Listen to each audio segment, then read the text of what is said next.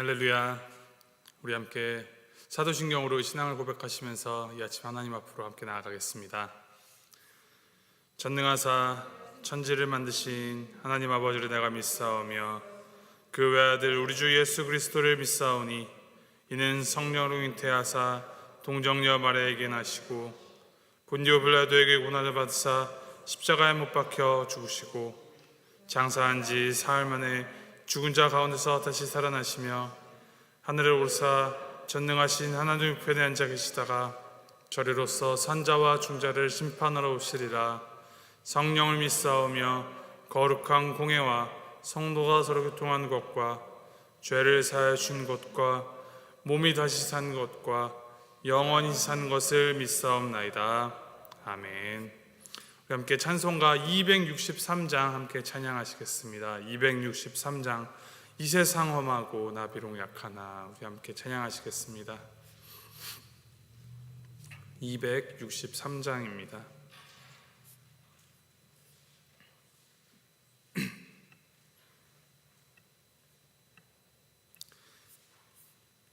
함께 찬양하시겠습니다. 이 세상 험하고 나 비록 약하나 늘 기도 힘쓰면 큰 권능 얻겠네. 주의 은혜로 대속받아서 비와 같이 붉은 죄 눈같이 이겠네. 주님의 권능은 한없이 크오니 돌 같은 내 마음 곧 녹여주소서. 주의 은혜로 대속받아서 비와 같이 붉은 죄 눈같이 이겠네. 내 마음이 약하여 늘 넘어지오니 주 예수 힘주사 굳세게 하소서. 주의 은혜로 대속받아서 비와 같이 붉은 죄 눈같이 이겠네. 죄 사함 받은 후 새 사람 되어서 주 앞에 서는 날 늘 찬송하겠네. 주의 은혜로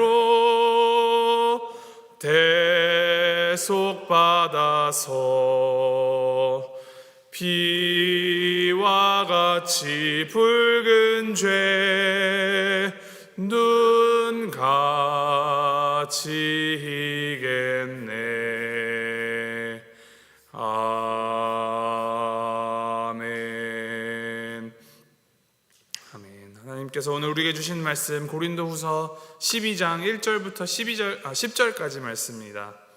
고린도후서 12장 1절부터 10절까지 말씀 우리 함께 교독하시겠습니다. 고린도후서 12장 1절부터 10절까지 말씀 제가 먼저 읽도록 하겠습니다. 무익하나마 내가 부득불 자랑하노니 주의 환상과 계시를 말하리라.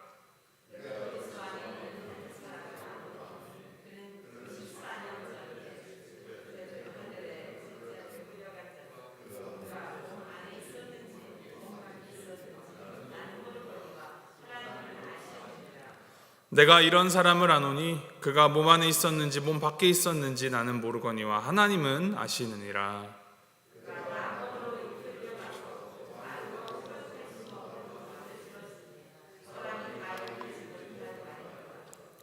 내가 이런 사람을 위하여 자랑하겠으나 나를 위하여는 약한 것들 외에 자랑하지 아니하리라.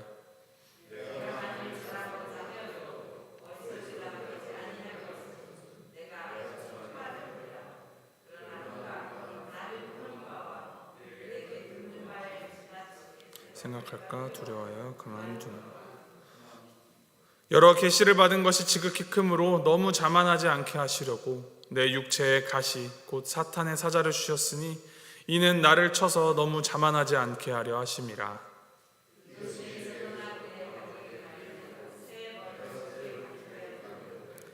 나에게 이르시기를 내 은혜가 내게 족하도다. 이는 내 능력이 약한 데서 온전하여짐이라 하신지라. 그러므로 도리어 크게 기뻐함으로 나의 여러 약한 것들에 대하여 자랑하리니 이는 그리스도의 능력이 내게 머물게 하려 함이라.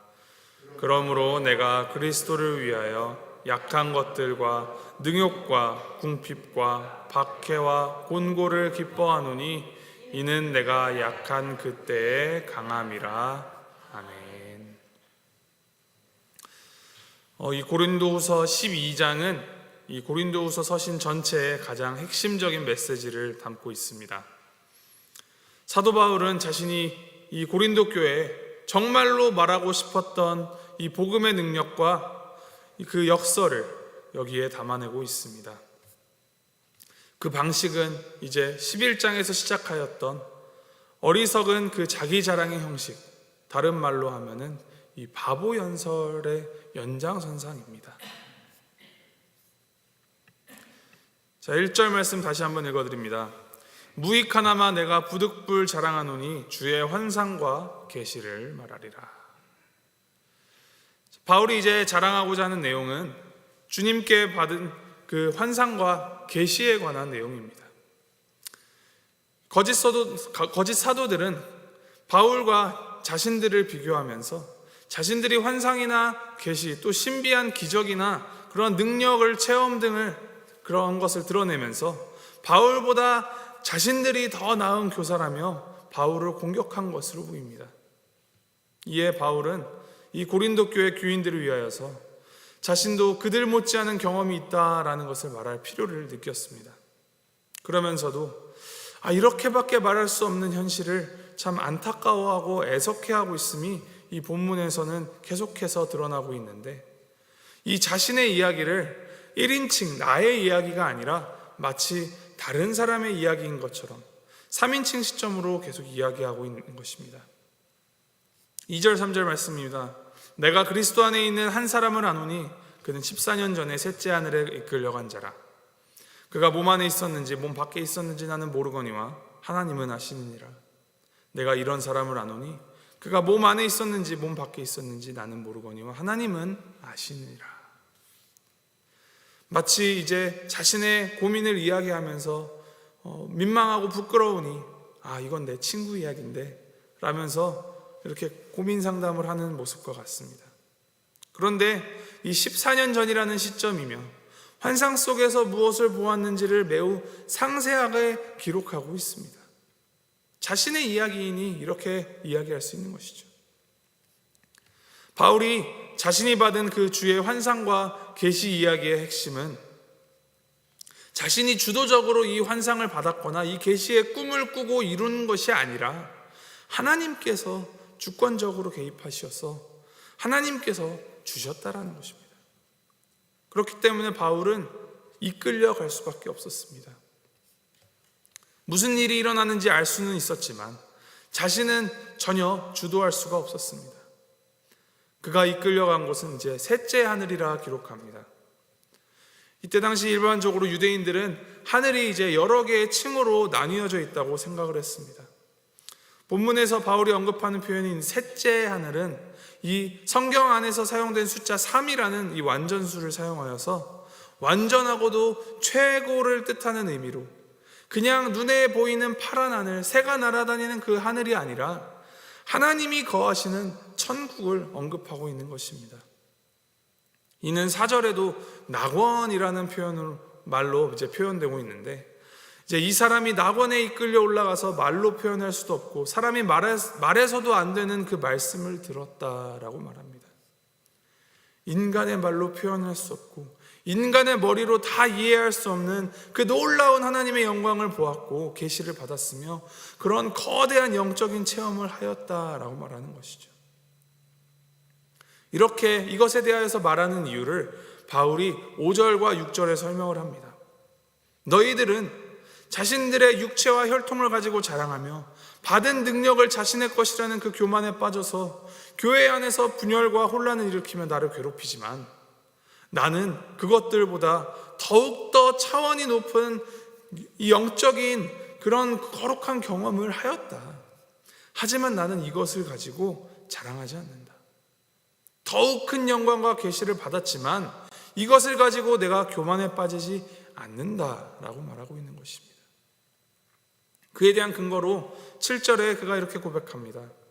여러 계시를 받은 것이 지극히 크므로 너무 자만하지 않게 하시려고 내 육체에 가시 곧 사탄의 사자를 주셨으니 이는 나를 쳐서 너무 자만하지 않게 하려 하심이라.